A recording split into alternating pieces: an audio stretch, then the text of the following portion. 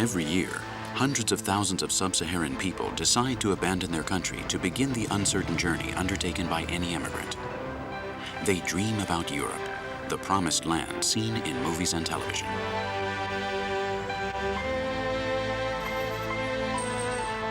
Many others decide to stay in order to deal with the present, without fleeing or more adventures, just those of their daily routine. But who are these men? What are their desires, fears, or impossible dreams? This is the story of two of these men, of two paths that cross under the same dream, the dream for a new future. Je m'appelle André Kane. My name is André Ekane. I'm 19 years old, and I was born in Cameroon. I work at the Rio Cinema in N'Djamena, although I'm really a soccer player. I play for the Postal 2000 team in Chad's First Division. I trained to be a soccer player in Yaoundé, Cameroon's capital. I came here a year ago to try my luck and was signed by the Postal team, which is one of the best teams in the country. My dream is to play soccer in Europe someday. I've sent several letters to the French teams in Bordeaux and Nantes for a tryout, but nobody has replied. Next Saturday, I will play my last game with the Postal team. I have decided to leave for Europe. I will cross the desert through Libya, and then we'll take a boat to Europe. I know that it will not be easy, but I can only think about playing soccer in Europe. I know how dangerous this can be, but I can only think about playing in Europe.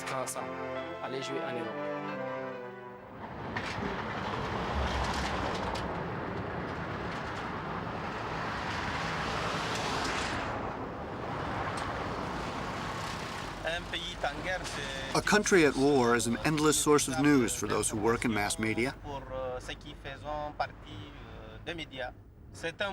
This is a hard and not very comforting job, especially if it is your country.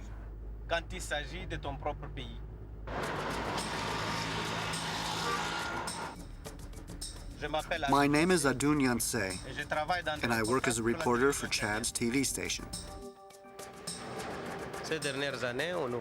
For the last few years, I've covered almost all the confrontations between the rebels and government forces. I am also the official cameraman for the President of the Republic as well.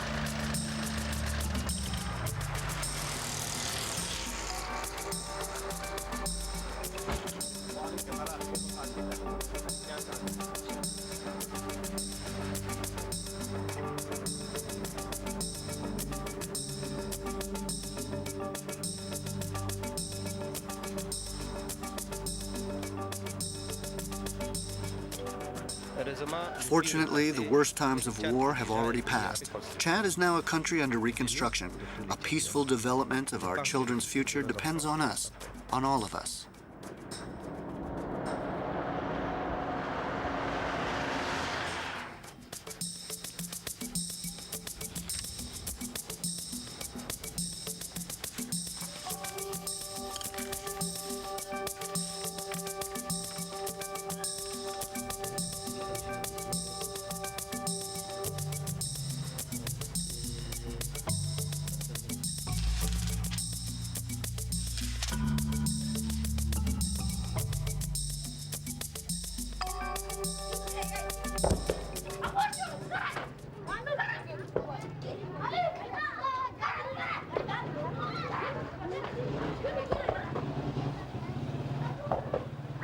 Chad heads all underdevelopment rankings at the world level.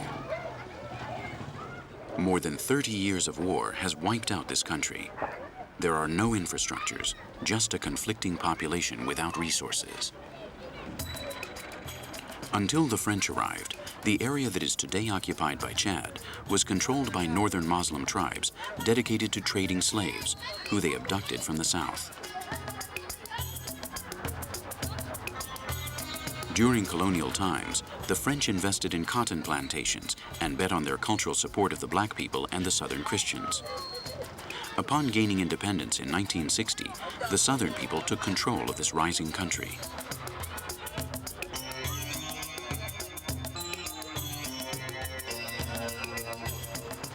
But heavy disputes began quickly.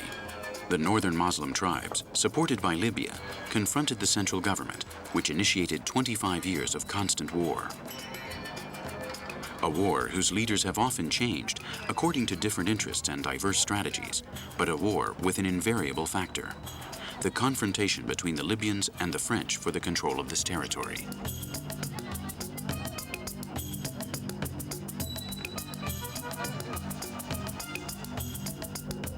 In 1980, Libya justified invading Chad as an excuse to support one of the adversaries.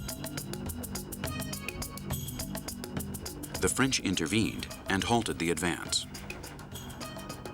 The country remained divided until 1987, when Gaddafi withdrew, leaving the desert covered with military scrap metal and unexploded bombs. At the beginning of the 21st century, confrontations still continued in remote areas of the north, while a slow recuperating process was taking place in the rest of the country. Although difficult to achieve, given that most of the population has emigrated abroad, and those who have stayed are still marked by the horror of the war.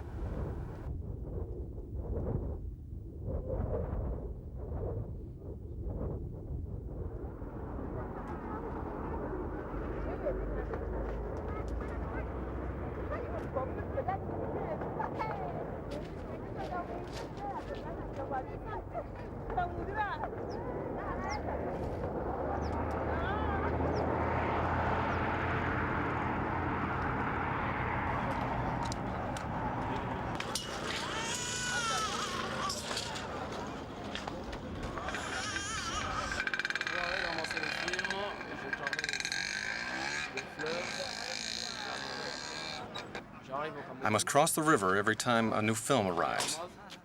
Films are rented in Cameroon, on the other side of the bridge. In Chad, there is no one else that can provide this service today. The man that owns the film is always waiting for me with the movies in hand. I just have to pick them up, cross the bridge again, pay the tax for crossing, and then return to Yemena.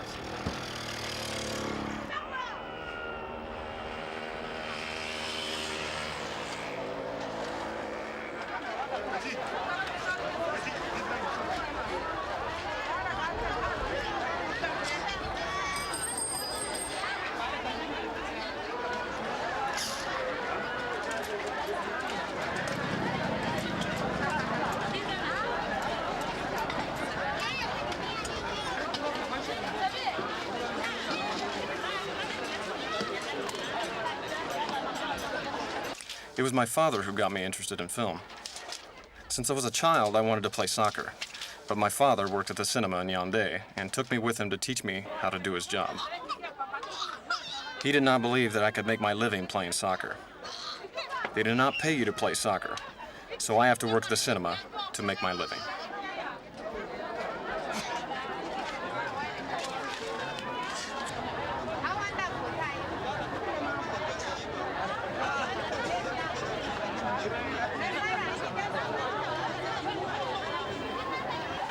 The Rio Cinema is located in the city center, right in front of the great market that serves the population of Yamena every day. This is a colorful and chaotic market, which ran out of supplies during the war, but today is an exuberant place since peace has been established in the country. Malik is André's workmate at the Rio Cinema and also his best friend. He's in charge of repairing damaged films and keeping material in the best possible condition. For decades, these films have crossed Africa from one end to the other, rented from one country to another, worn out along the continent, and transported by motorbike, mule, or train towards any place where a projector may be found. Hello, Malik. I'm here. Hello. What have you brought today? Today, you'll see one of those Chinese films that you like so much.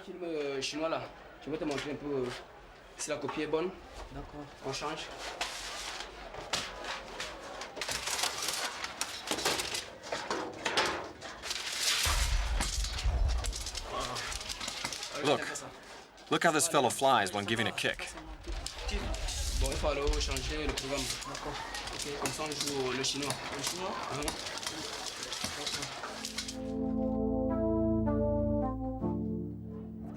The Rio Cinema is the only one left in Chad that has a projector.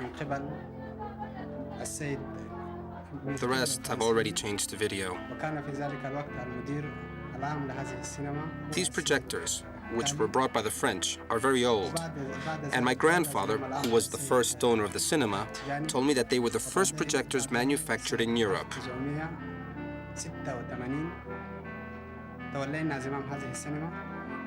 Some time ago, people from the United States came here to buy them for a museum. But we did not sell them, because if we did sell them, the Rio Cinema would disappear forever.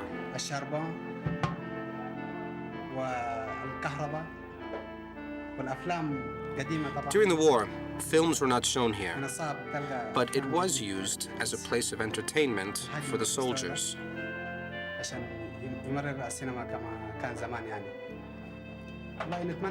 They came here to play cards and talk before going to fight. Most of them never came back. Nowadays, my family is making strong efforts to keep it open, but they have a lot of problems.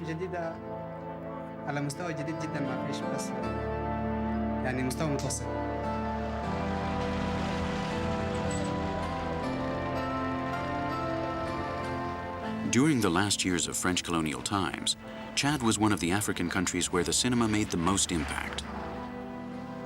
In the city of Yamena, called Port Lamy at the time, new cinemas projecting the latest movie hits were established.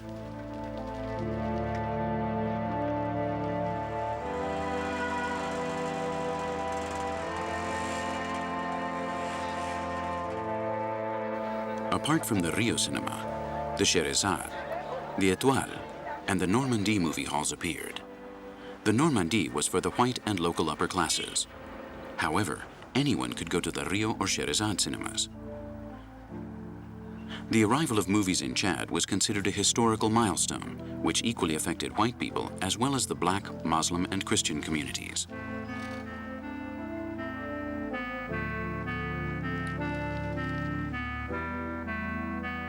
The new white magic of the movies was the sole connection in a country marked by pain and suffering.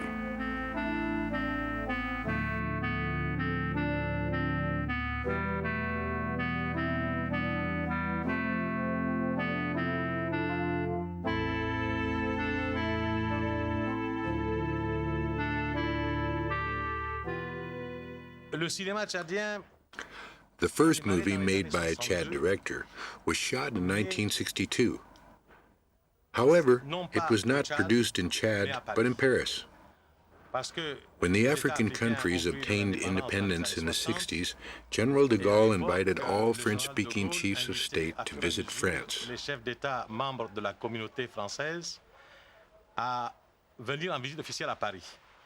In 1962, it was the turn of Tomball Bey. I was in Paris studying at the School of Film at that time when the president asked me to produce a film about his visit. I did it, and it was soon shown in a Parisian cinema. This is how Chad-produced movies came about.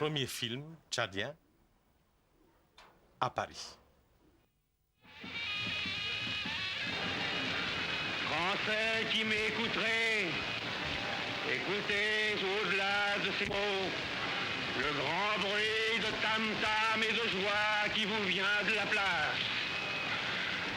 Français, vous avez cru longtemps que l'on ferait la fraternité des hommes. Mais vous n'étiez pas... Until Edouard Saïb appeared on the scene, all movie productions made in or about Chad had been filmed by European directors, mainly French directors. Independence and the first years of self-government became an inexhaustible source of resources.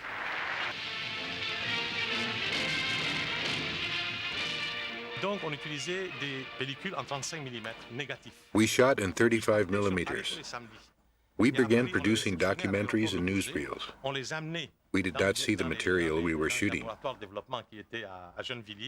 The unexposed film was sent to Paris every Saturday, where it was developed and edited.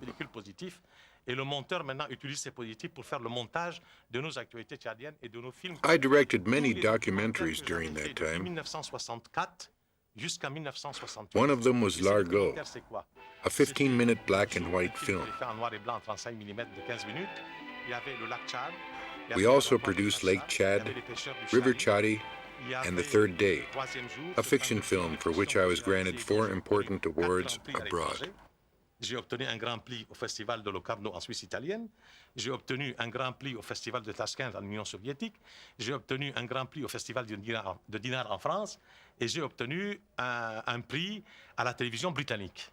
Et ces 4 bobines, on les distribuait gratuitement. In the city, films were shown at the cinemas. But in small areas and provinces, we watched them in our cars, which was known as mobile cinema. Cars equipped with a generator and a projector. Then the war began, and all the cinemas closed down. The Normandie, the symbol of those happy years of Chad cinema, was destroyed by a bomb and never rebuilt.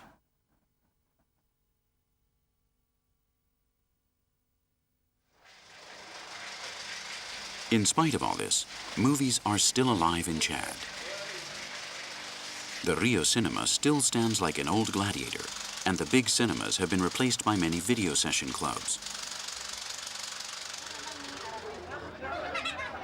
Casablanca is no longer projected, nor Edward Saib's documentaries, but instead we watch Rambo or films produced in Bombay. Thus, movies are still alive, surviving war, and always acting as a remedy for the disease of conflict.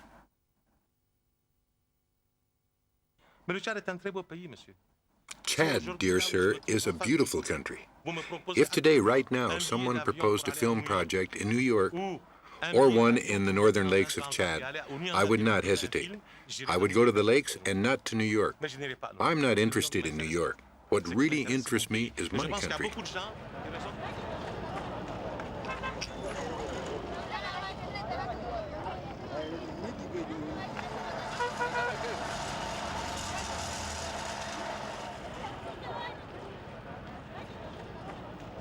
Adun's is the sole private production company in Chad. Currently, Adun is shooting a story about the elimination of the war material that remained dispersed throughout the country after the confrontations had ended. Comment vas-tu? Ça va? Ça très bien. No, I have not finished my work yet. In a couple of days, I will travel to the north to finish it.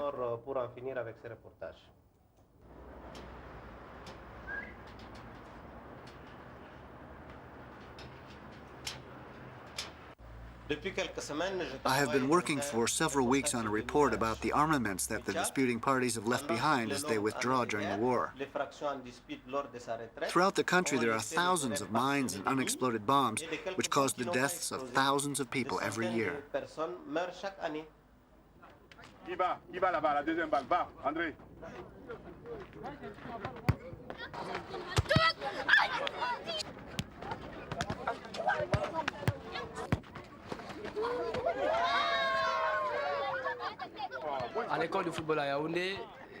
When I first started at the soccer school of Yaoundé, there were just a few of us. Then, as time passed, more people joined. I came to Yemena because it is easier to get to Europe from here.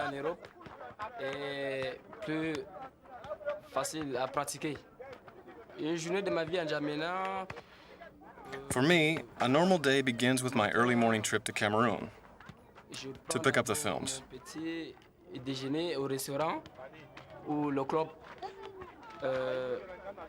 About 1 o'clock in the afternoon, I go to the restaurant to have lunch. The soccer club does not pay us players, but they provide us with 2 free meals a day. We train at about 3 o'clock in the afternoon, and then we go back to the bar for dinner. My daily work finishes with a session at the cinema. Une fois les entraînements finis, je reviens travailler au cinéma Rio. Je me réjouis dans une équipe de France, surtout Bordeaux. When I go to Europe, I would like to play for a French team, Ensuite, je vais essayer preferably for Bordeaux. si Dieu le permet, and maybe just for 2 years. En Espagne ou en Angleterre. After that, I will try to go to Spain or England. In England, I want to play with Liverpool, and in Spain, with Real Madrid. That's all I want, with the help of God. Tout ça si Dieu le permet quoi. J'ai connu André.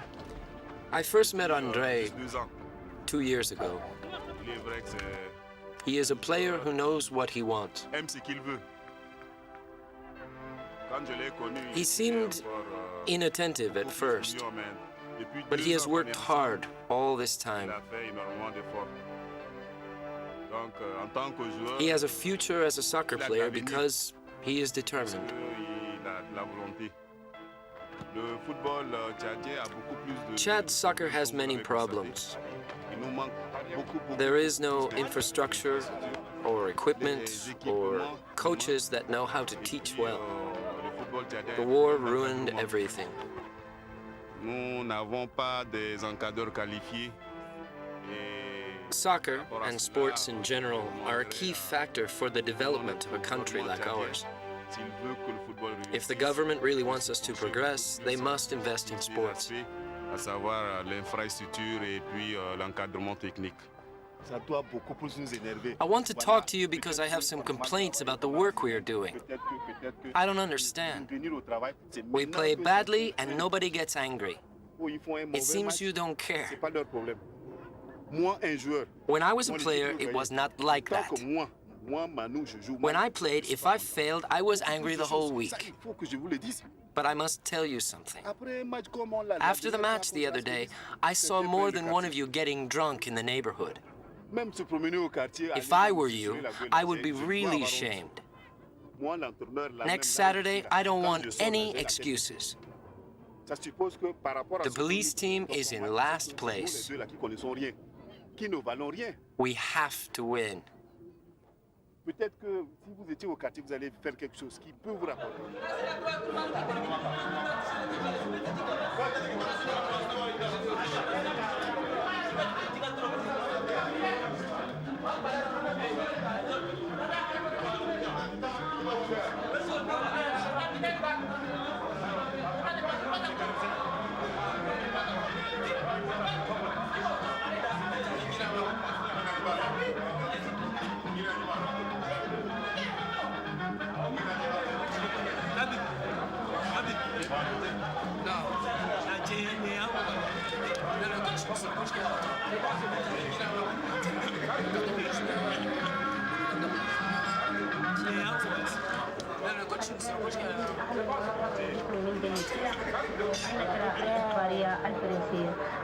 لكم الزميل أبو بكر محمد. Attention plateau, dans 5, 4, 3, 2, attention on bouge plus, plateau top.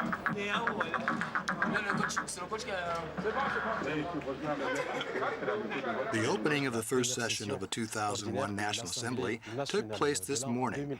The first Vice President of the National Assembly has stated that in these 4 years of the Assembly's activities, the principles of the rule of law have really worked to put the democratic institutions in place as foreseen in the Constitution.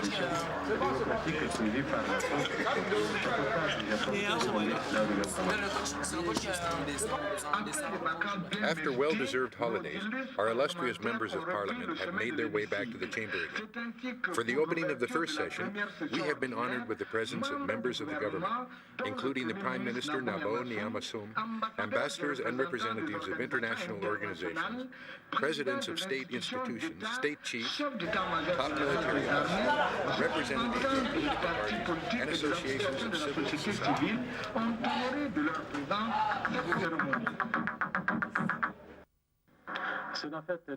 At the Women's Festival 2001, we can see all the activities developing throughout the city of Yamena. Our reporter, Mohammed Zakari, went to the social center this morning where women obtain information about activities that generate income.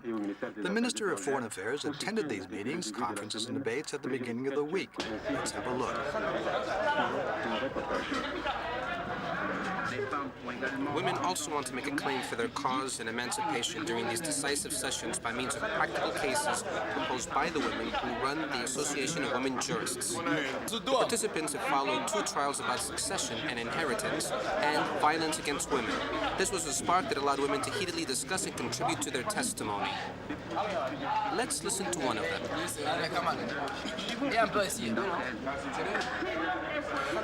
If a man is guilty, he must be punished. It is necessary to set an example for all men and oblige them to assume their responsibilities. If we talk about poverty, we must also speak about the lack of schooling for girls and the increase in juvenile delinquency. From now on, if men do not comply with these responsibilities, we will have to intervene and not remain silent. Men control the money and the position of power, but if they fail, they must be punished. All men must be punished.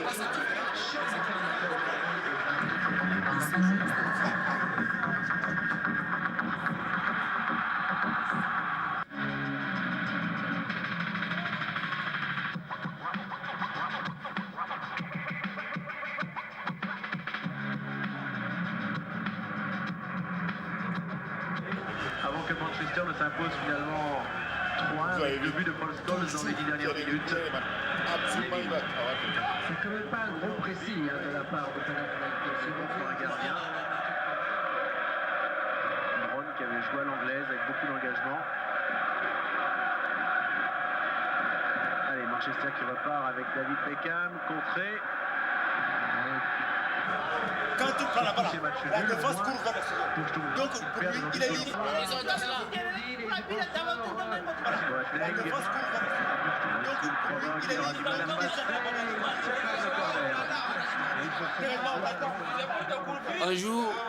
Someday, I'll be there, and the people in my village will join together at the bar to see me play. When I see those players like Sheringham and Beckham on the soccer field, I think, well, maybe it was not so easy for them. And when they were my age, they also had the dream of becoming a great star. I wonder, why can't I be one?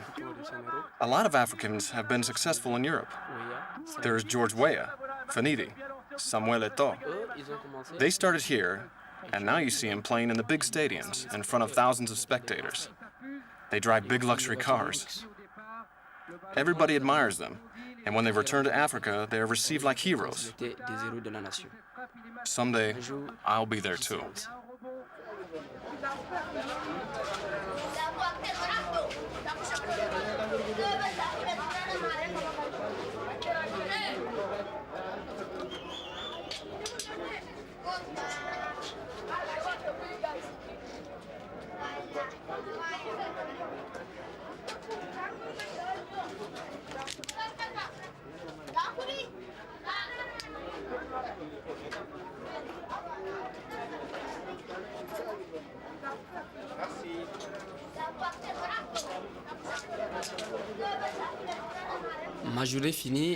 My working day normally ends with a session at the cinema. Malak shows the films and I take care of controlling the hall. Karate and American films are what people like the most. Karaté et aussi les films américains. Ce jour-là, la salle est pleine à craquer. Ici, life is not easy here, and that is why I want to leave Africa. Malik and I earn 200 pesetas per day. If there's a power failure, something that occurs quite often, and movies cannot be projected, we don't get paid. I count on soccer to cover my daily meals. But Malik has nothing but the cinema. There is no future here. When the session is finished, we organize everything and then go to bed. We sleep here at the cinema. It's a safe place. We do not earn enough money to rent a room. I will leave soon, and so Malik will have more space. My space will be empty. I'm going to miss him very much.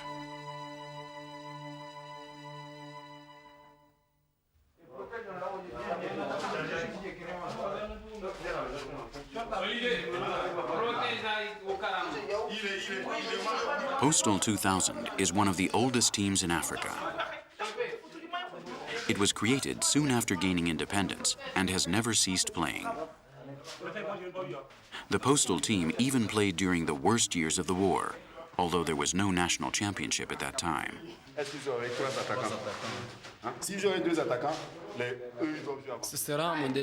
This will be my last match with Postal 2000. Tomorrow I will start the trip that I have dreamt about for so long. The league championship in Chad is held on weekends during the dry season, and all teams compete on the same football field. The national team plays its matches at the same stadium. This team is mainly made up of Postal 2000 players. Postal is playing today against the police team. It's formed by members of the state security forces who have never been able to finish in the top half of the table. No team is ever relegated to the second division because there is only one division.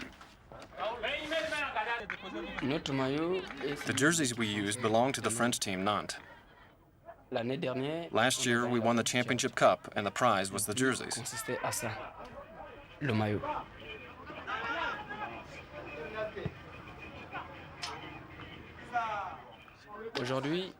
Today I will not play the entire match. Our coach knows that I am leaving for Europe and he does not like the idea.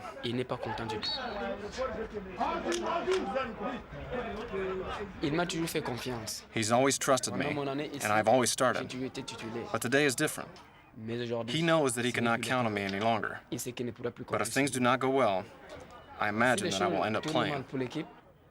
J'imagine que je finirai par jouer.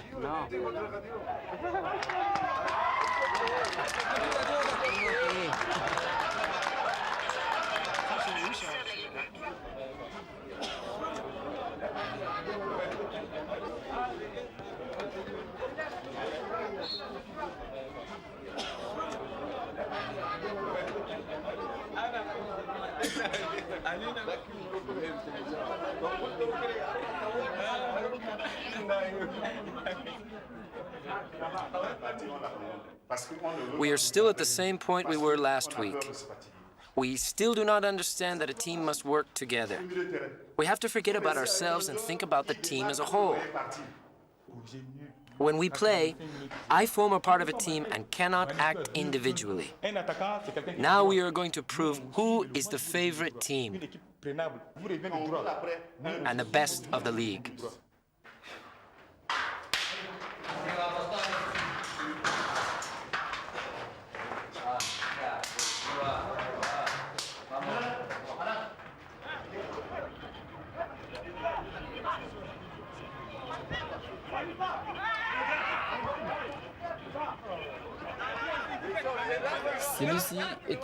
This is an important match for us.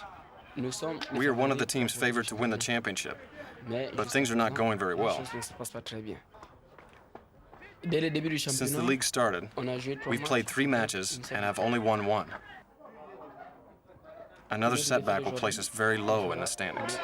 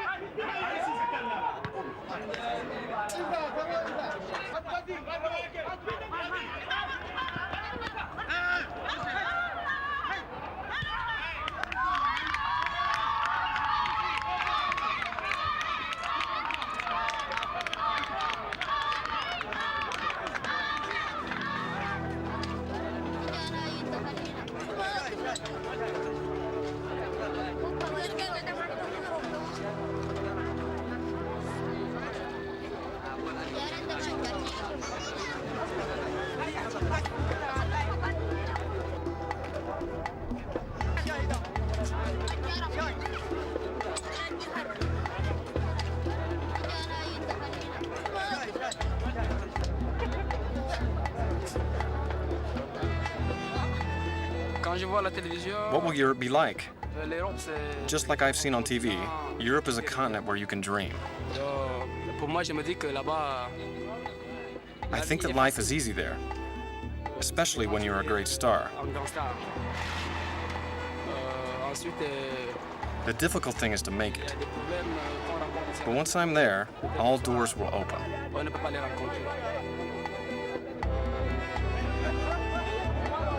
Bon, voilà mon frère, bon, je m'en vais chercher la vie. Je vais emprunter le gros camion, c'est là pour me laisser au niveau de fâche. Non, Tu restes c'est pas calme. un problème. Moi-même, j'ai écrit les lettres, tu m'as emmené là-bas. On va essayer de voir. Bon, je sais que le voyage est très long, mais on va supporter. C'est l'homme, hein, c'est la vie.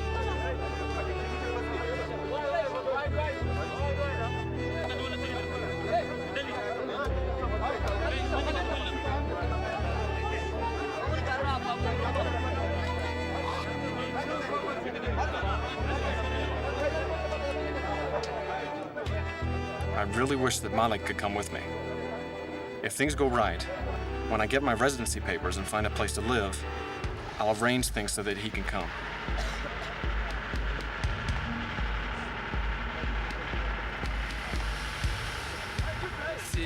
If I'm able to live in Europe someday, the first thing that I will do is find a good team, and then I'll get my life in order. La deuxième des choses, c'est construire ma vie. When I say get my life in order, I don't mean that I will stay there forever. What I mean is that I will find what I'm looking for, but as soon as I get it, I'll return to Africa. Europe is not my home. My home is Africa. And I will return one way or another. C'est dans ce sens-là que je vois les choses.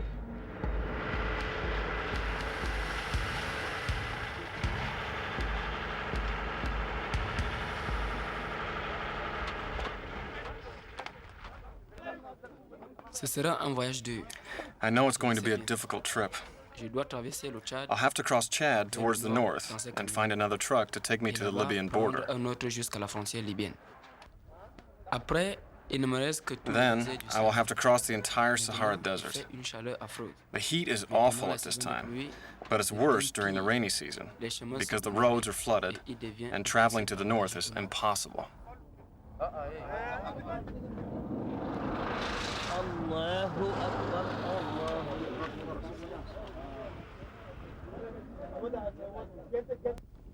Allahu Akbar. Allahu Akbar. Allahu Akbar. The trip to the north will be long and will take several days.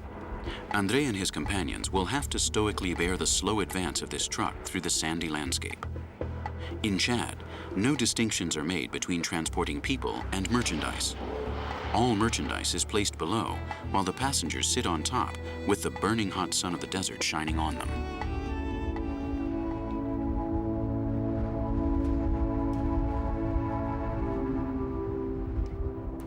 Our senses do not always trick us in the desert. Not all the drops of water that appear to confuse our senses are hallucinations. Water is always a miracle, but in the solitude of the desert, it means something more than a threat of life or death. In the desert, water is an obsession, a perversely immobile point housed in the center of delirium. It is an idea, a lover that offers herself to a traveler, sunshine of desire. The traveler passes along, gratifies himself between her thighs, and continues his way to the next delirium of liquid passion. The lakes of Unianga in northern Chad are an extraordinary source of desire, a little white lie in a beautifully hostile environment. 60 kilometers of aquatic miracles, multicolored lakes, blue, brown, gray, green, freshwater, saltwater lakes. A memory of the old times when the Sahara was an immense interior sea.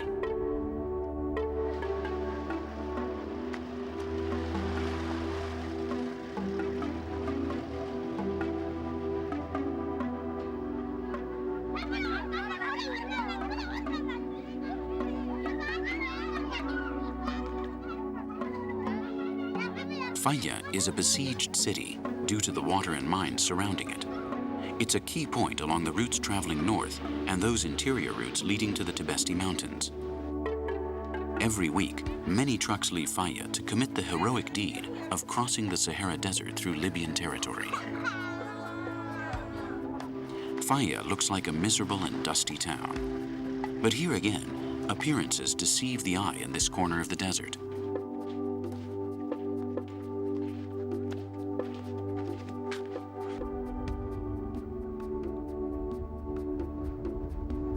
Faya is a perfect oasis, an island of adobe settled on an enormous subterranean lake where water can be accessed just 6 meters below. But Faya is a time bomb as well. The Libyans who occupied Faya during their invasion left it completely surrounded by anti-personnel mines that are still not under control.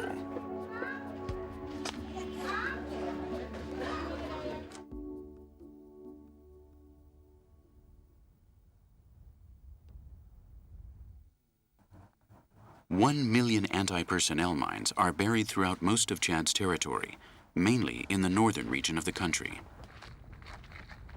In 1998, the United Nations started a program to eliminate the abandonment of armaments. Set up a mine action program literally cost millions of dollars. To put the mines in, maybe a few $100s, a few $1,000s. So essentially that's hence the discrepancy between the cost of putting mines in the ground and the cost of taking them out. So the technology of the materials is such that there's very little metal in the mines, so they're difficult to detect. Over time, the mines get displaced by floods, by moving sand, whatever. The patterns of the terrain change and whatnot. And every mine has to be treated as a potential threat to the deminer. What goes into a landmine? A few ounces or a few kilograms of explosives. A very simple detonation device based on pressure. It can be fabricated by people with very, very little training and experience, and they can be fabricated en masse. The whole of the country is affected by unexploded munitions, and that's rockets, bombs, mortars, small arms ammunition, grenades, rocket-propelled grenades, which are just as dangerous as the mines. And in fact, there are more unexploded munitions in the country than there are mines. Our project deals with both. I've just run 4,500 kilometers inspecting the country, and I've taken 100 pictures.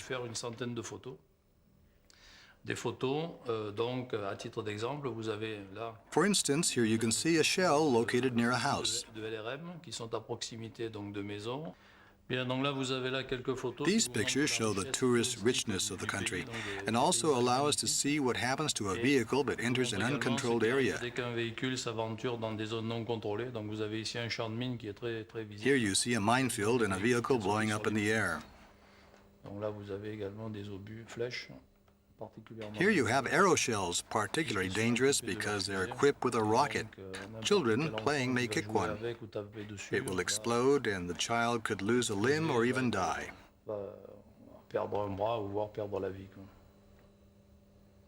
This is the camp of Wadi Dum, where we have a higher concentration of these mines. Among our priorities, we must first handle the concentrations of shells located close to the cities, where they have already caused accidents, deaths, and mutilations. An example of the danger for the population can be seen by looking at this BMP loaded with ammunition, which is located near the hospital, and the building behind it is the school. When the battles ended, some tanks were also abandoned with ammunition inside. Children go to these places to play, which is extremely dangerous. An ammunitions depot exploded in the middle of the village of Gareda. You can see here how 2 of these children died while they were playing with a missile.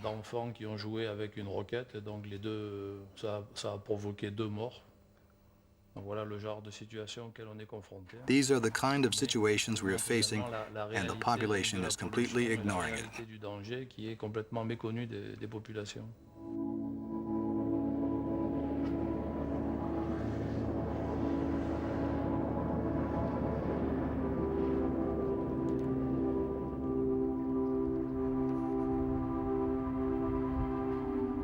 The Arte Gorges are another of nature's miracles, acting in complicity with water's caprices.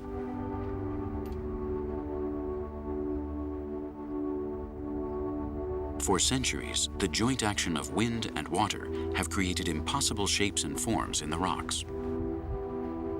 Not very long ago, this idyllic setting was a prisoner under the clutches of suffering. It's quite curious, the impunity with which horror acts.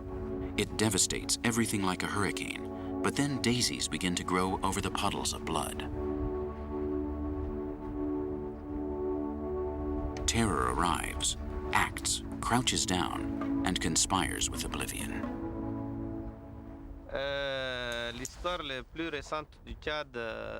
The most recent history of Chad is Chad's War, one known throughout the world and one that is essentially fratricidal, between brothers. As a reporter, I dealt with writing reports about the mines and about all the consequences and remains of war. You have Libya here to the north, Niger over here to the west, the Sudan to the east, the Central African Republic and Cameroon to the south, and Nigeria to the southeast. During the conflict with Libya, Libya occupied a large portion of Chad, referred to as the Bandauzu. In various strategic places like Fayalajo, Fada, Bardai, Aouzu, they totally surrounded their bases with mines, anti-personnel and anti-tank mines. They also mined virtually all of the routes, the roads in and out of Tebesti, Borku, and Ededi.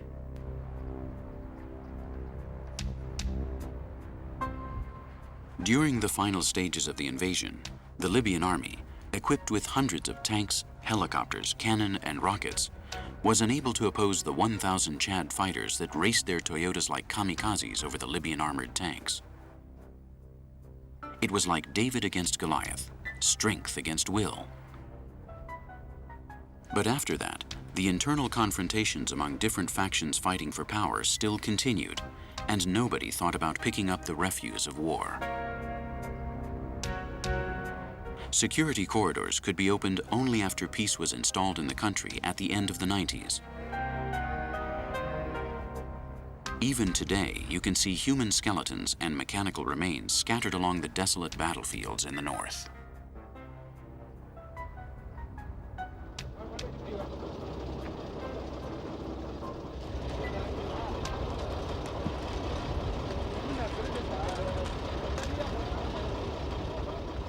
Faya is the last village before reaching the border with Libya, and where one has to tackle the torrid plains of the desert.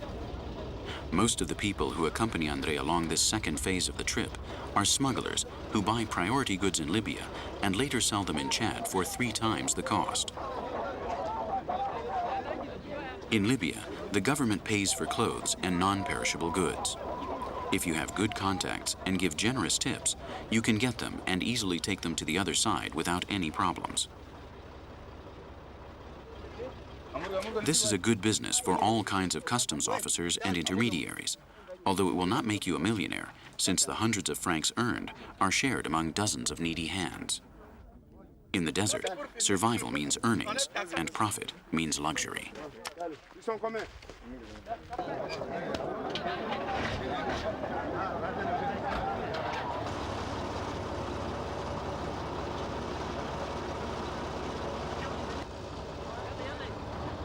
About 1/3 of the rest of the 80 passengers traveling on top of the truck are planning to do the same as André. Some hope to travel to Europe. Others will be content with just reaching the Mediterranean coasts or any other big city in Libya in order to look for a job. Every year, hundreds of thousands of sub-Saharan people try crossing over to Europe. Just 1/10 of them actually make it. The rest only make it halfway or die along the way.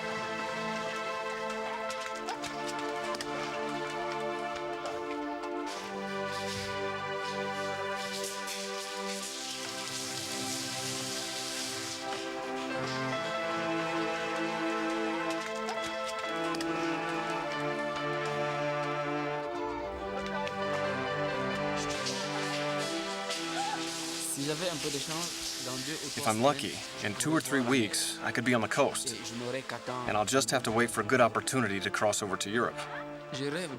I dream about seeing the coast from a distance. People say that departures are usually made at night. When they see the first lights on the shore, people shout with joy.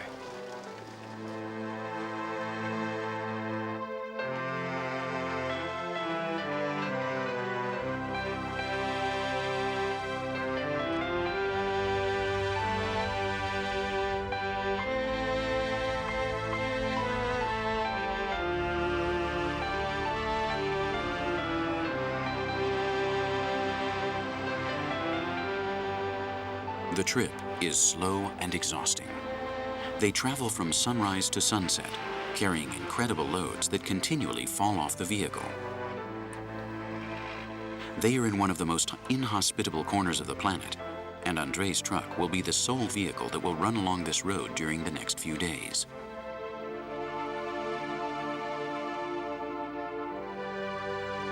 There is no other option. It has been many years since the large camel caravans have traveled between the Sahel and the Mediterranean Sea. For several weeks, they will have to live on top of the iron and plastic bars. This is their home. If it falls down, they will have to rebuild it. This shapeless monster, loaded with bundles and hopes, is the new master of the desert. That light. For months, I've been waking up during the night seeing that light. I sometimes thought it was the coal projector still burning, but then I would remember what it was, and the light would disappear. But I couldn't sleep anymore. People also say that many people never make it, that their boat sinks and they never reach the coast. I'm going to make it. I'll make it there, with the help of God.